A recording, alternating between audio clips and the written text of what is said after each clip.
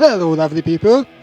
I was busy over the weekend and I turned the dead space above the driver's cab into storage.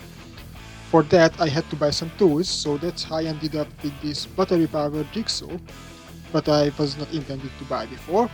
Anyway, the point is, um, I had a lot of scrap wood afterwards, and I decided to take a piece and turn it into a clock. This time into a proper sized clock, not like my TIE fighter thing, but didn't turn out that well. So first, I just draw two diagonal lines onto the wood and drilled out the center where the mechanism will come through.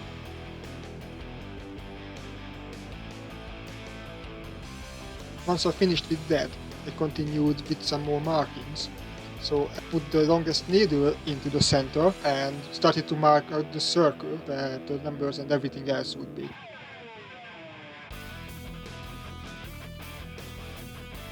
Then I marked up the sides because I wanted to make a little edge for the clock.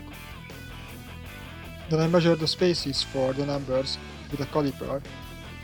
And yes, double digits are the same size as single digits. Then I projected a Viking compass onto the wood and traced the lines with a pencil. And it was pretty much ready for carving.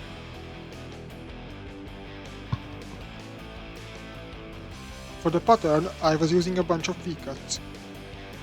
Very simple cut, one of the first ones everybody learns when they get into wood carving. I find it quite amusing what nice things you can make with such a simple cut. I also found one of my detailing tools hidden away, so somehow it survived me waiting, and I used it to deepen the background. It was way too small for the job.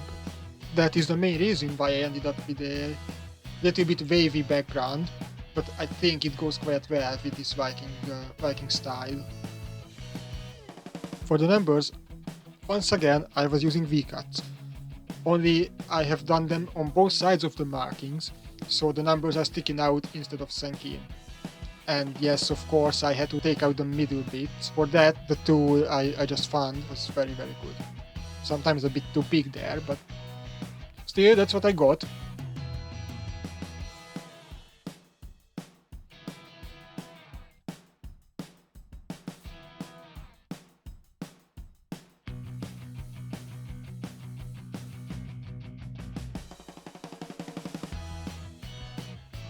I had some knots on the wood. It was clear by this point the background was never gonna be smooth. I decided to just keep them and just sort of slope them into the background. And of course I had to sand it down. Because the background was quite rough and had loads of marks, I worked my way up from the very rough sanding papers to the very fine ones. Then with my shiny new drill, I drilled a bigger hole into the center so the mechanism can come through. Don't ask why I have done this at the very end. And I also carved a slot for the mechanism. And then it was finally fun time and Gregory was playing with fire!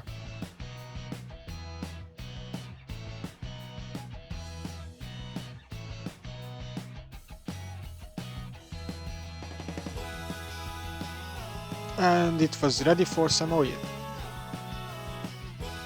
To turn it into a useful item, I fitted two screw eyes into the back, so with a piece of string it can be hung up somewhere, and of course I put a mechanism in it and the pointers to the front. I shall say, I'm quite pleased how this one turned out.